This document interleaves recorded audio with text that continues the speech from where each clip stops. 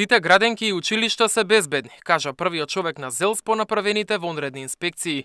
Во повеќе кафулиња и кафеани биле откриени недостатоци за летните тераси и како што кажа Ѓоргиевски, ќе им се даде време од месец дена угостителите да ги отстранат неправилностите. Сите училишта, граденки, јавни установи, културни домови, спортски сали, односно секаде каде што најпрво се згрижуваат, се собираат на настани нашите најмлади, нашите деца, се објекти кои што се безбедни и да бидат спокојни граѓаните околу тој дел. Од Министерството за образование известија дека во рамки на своите надлежности Државниот просветен инспекторат ќе проверува дали училишните објекти се осигурани.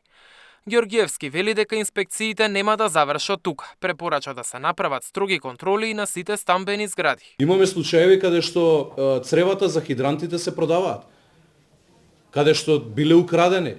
Секој треба да се одговара. Не требаше да дозволиме да се случи пожарот во Кочани, за да утврдиме дека во зградата каде што живеат 400 станари 30 години нема хидрант.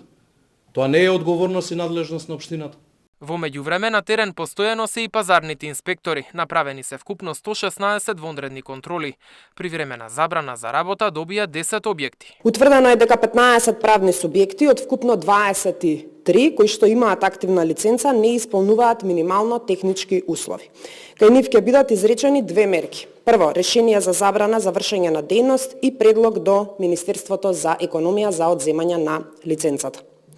Кај 6 правни субјекти кои немаат активна лиценца или пак истата им е истечена, а е утврдено дека во изминатиот период функционирале, издадени се решенија за забрана за вршење на дејност.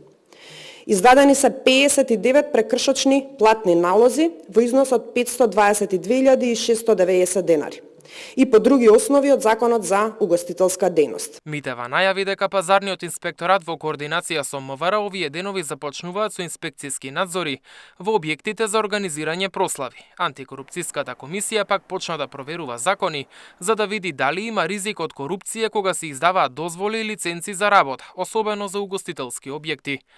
Антикорупцијската проверка на законите како процес подразбира целосна и систематска проценка на правните прописи за да се идентификуваат можности за злоупотреба, конфликт на интереси, нејасноти и празнини во законите кои би можеле да поттикнат коруптивни практики, велат од ДКСК. Мартин Арсов, Сител телевизија.